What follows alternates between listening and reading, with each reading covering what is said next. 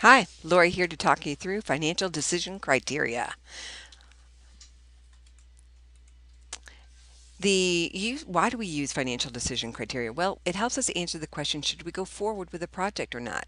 An example would be, should we do an IMC initiative? How about launching a new product? Can we open a new store?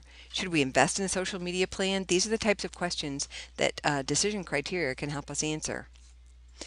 How does it help us answer the question? Well, first of all, it identifies the financial impact of the project on the company. It asks, what will we be investing? What will we be getting back?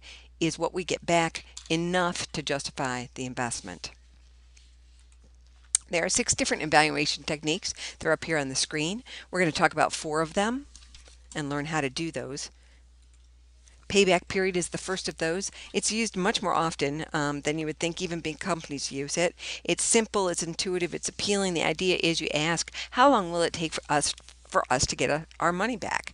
It uses cash flows from the project or the initiative that you're doing, and it usually set up a cutoff date or a certain number of months or years. Many companies use 2 years. So if we don't get our money back in 2 years, then we're not going to do the project. Unfortunately, this approach ignores the time value of money and it ignores cash flows after the cutoff period. So let's say we're doing a project where we've got sort of light cash flows for the first 2 years, but then we hit it big and we got thousands and thousands of dollars coming in year 3. Well, if the company's payback period is 2 years, it doesn't matter how wonderful those cash flows in year 3 are, they get ignored using this approach. So that's a very big negative of the payback period approach. Discounted payback period does the same thing, except it uses the present value of your future cash flows. It brings back the future values to the present so that you're actually taking into account at least the time value of money, but it still has the same issues with cash flows that happen after the cutoff date, arbitrariness of a cutoff date, and it's not particularly good for deciding between projects with dissimilar cash flows. Net present value, this is my personal favorite. It discounts all the cash flows back to now, and then it subtracts the initial outlay, that is, the amount of money that you had to invest in whatever project or program or product that you were doing, and that gives you the net present value. That's why it's called net present value. If it's positive, you do the project. If it's not, you don't. There are a couple cons associated with this particular approach. It's hard to estimate the cash flows accurately, but that's the same for all of these decision criteria. One of the things with net present value is that your choice of a discount rate really affects the answers. So as you've seen when we did time value of money, 2% versus 12% can have a tremendous impact on the present value of future cash flows. So it's very important when you use net present value that you use a discount rate that you think is accurate. Internal rate of return, this is the discount rate or the interest rate that exactly matches the present value of future cash flows, all the cash flows associated with the project or the initiative, to equal the initial outlay or what you've invested. It's very popular, particularly in big companies.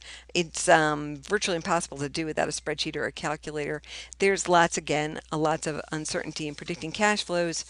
It does not work if you have more than one change of sign in your cash flows. So let's say you have a project that you expect it to do very well for the first 2 years. Then it's going to have a setback and have a couple negative years of cash flow.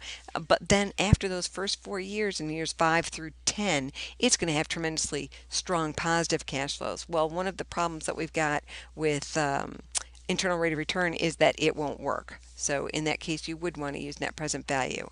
Another negative of the internal rate of return approach is that it assumes you can reinvest the dollars coming out of the project at exactly the same interest rate that you were receiving on the project you just finished. It's very unusual in business to have projects yield exactly the same return. So that's an unrealistic assumption.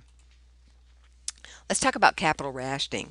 Capital rationing means you are constrained by how much you can invest in your projects. There are 2 types.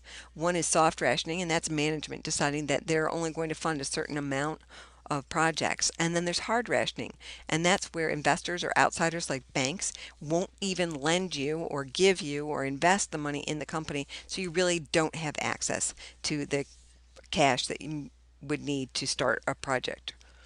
When you have capital rationing, you always choose the projects that have the best net present value.